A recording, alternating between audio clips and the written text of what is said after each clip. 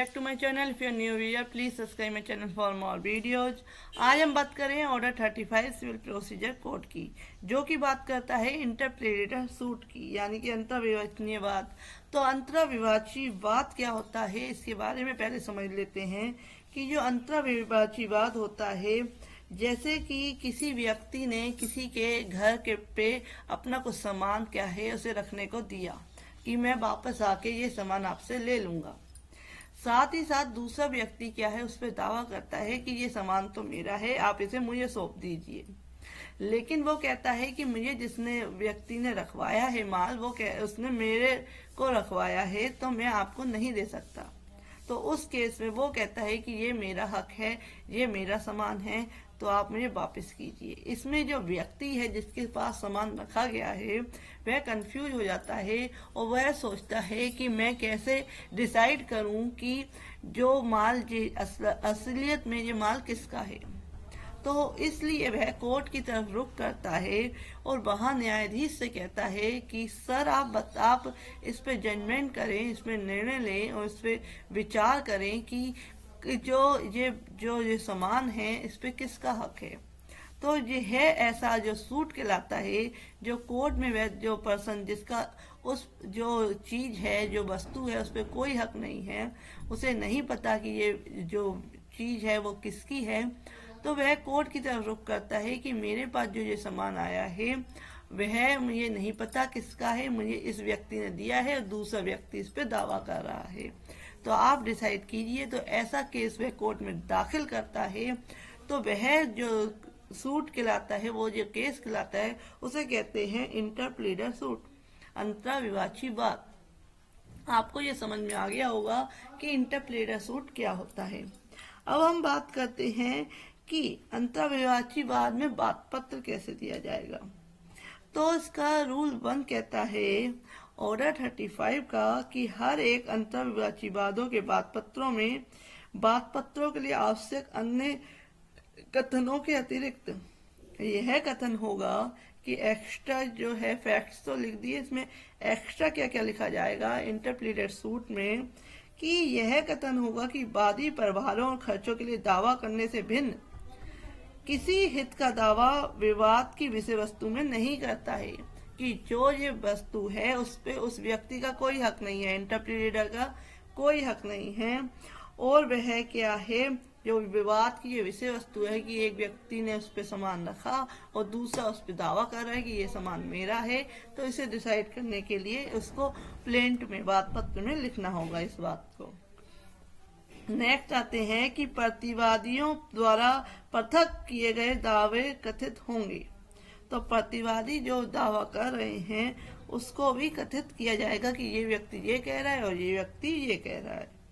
Next आएगा कि यह कथन होगा कि वादी और प्रतिवादियों में से किसी भी प्रतिवादी के बीच कोई दुसंधि नहीं है, और यह भी कहा जाएगा कि वादी और प्रतिवादियों में किसी तरह की कोई क्या है आपस में मिलीभगत नहीं है। तो ये सारा क्या है क्लियरिफाई लिखा जाएगा। जो फैक्ट्स हैं, जो प्लान तैयार करने में लगते हैं वो तो लगेंगे ही, साथ ही साथ ये एक्स्ट्रा फैक्ट्स जो हैं वो इंटरप्लीडर सूट में लिखे जाएंगे। नेक्स्ट आते हैं रूल 2। रूल 2 कहता है ऑर्डर 35 का कि दावाकृत चीज का न्यायालय में जमा किया जाना, payment of things claimed into court. जो विवादित वस्तु है जिसके लिए क्या है इंटरप्लीडर सूट लाया गया है, तो उसको क्या है कोर्ट में जमा कर दिया जाएगा।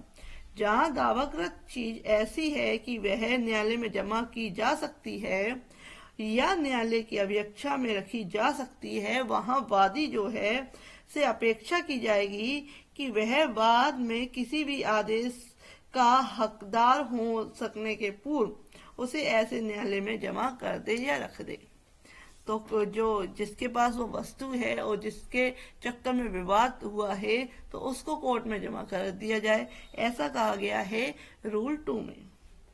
नेक्स्ट आते हैं रूल 3। रूल 3 कहता है कि प्रक्रिया जहां प्रतिवादी वादी पर बात चला रहा है, procedure where defendant in suing plaintiff, जहां अंतर्विवाचीवाद के प्रतिवादियों में से कोई प्रतिवादी वादी पर ऐसे बात की विषय वस्तु के बाबत वास्तव में वाद चला रहा है, वहां वह न्यायालय जिसमें वादी के विरुद्ध वाद लंबित है, उस न्यायालय द्वारा जिसमें अंतर्वेशनी वाद संस्थित किया गया है, इत्तला दिए जाने के पर वादी के विरुद्ध कार्रवाइयों को रोक देगा और ऐसे रोके गए बाद में केस में वादी के जो खर्चे हुए हों वे ऐसे बाद में उपबंधित किए जा सकेंगे।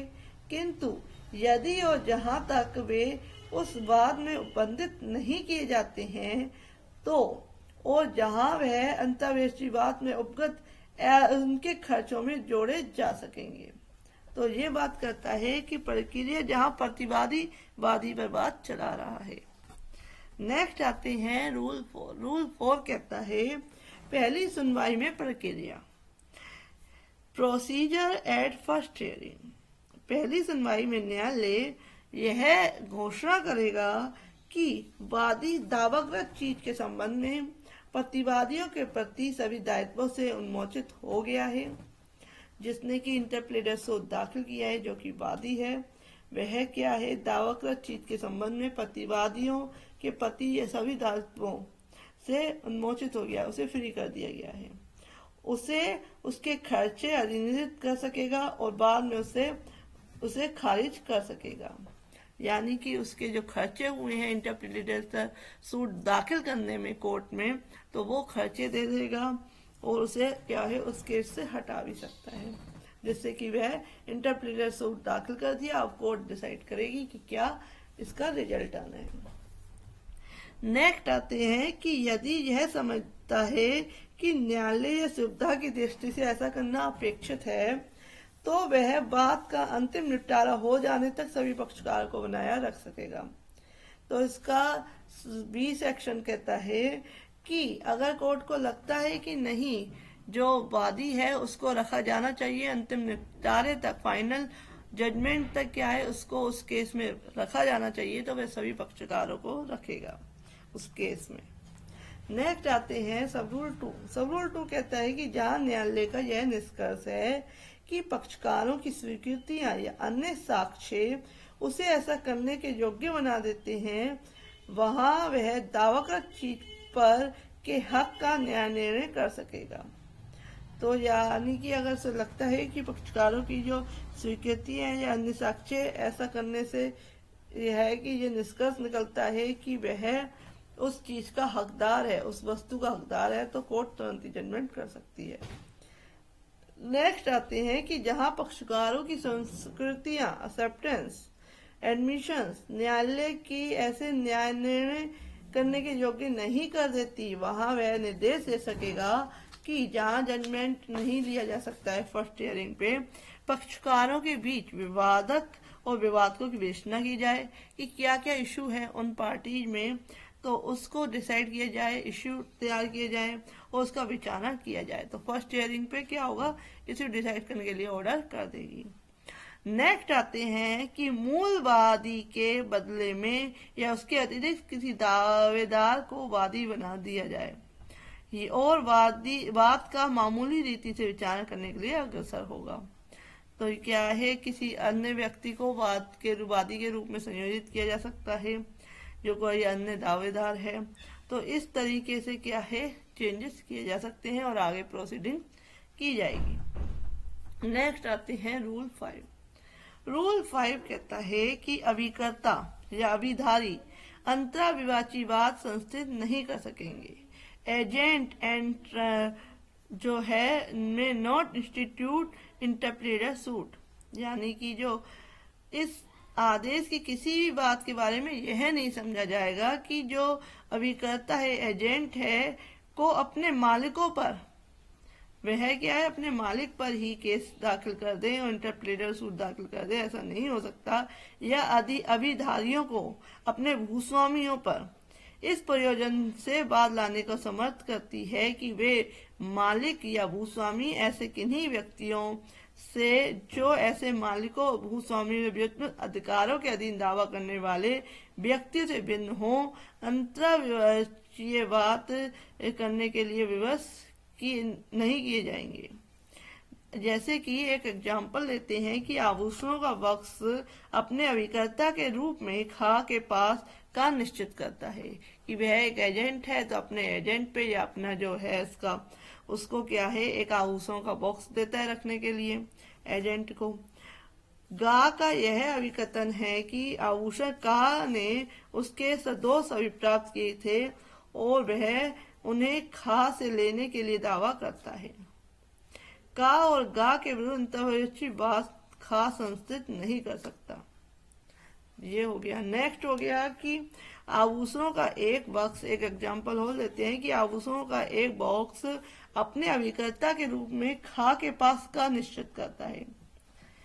तब वह इस प्रयोजन से गा को लिखता है कि गा को जो ऋण उस द्वारा सौदे है उसकी प्रतिभूति पर उस आभूषणों को बना ले। का तत्पश्चात यह अभिकथन करता ही गा के ऋण की तुष्टि कर दी गई है और गा इसके विपरीत अभिकथन करता है। दोनों खा से आभूषण लेने का दावा करते हैं। का और गा के विरुद्ध अंतर्विरोधवाद संस्थित किया जा सकेगा। तो इस केस में क्या है, इंटरप्रेटर सूट दाखिल किया जा सकता है। तो ये दोनों सिचुएशंस हो गई कि कब किया जा सकता है और कब नहीं किया जा सकता। नेक्स्ट आते हैं रूल 6। रूल 6 कहता है कि वादी के खर्चों का भार, चार्ज ऑफ और प्लेंटिफ्स कॉस्ट, जहां वाद उचित रूप से संस्थित किया गया है और जहां न्यायालय मूल वादी के खर्चों के लिए उपबंध दावाकृत चीज पर उसका भार डालकर उस प्रभावी तौर पर कर सकेगा। तो इस तरीके से कि जो वादी के खर्चे से कब दिए जाएंगे ये कोर्ट डिसाइड करेगा।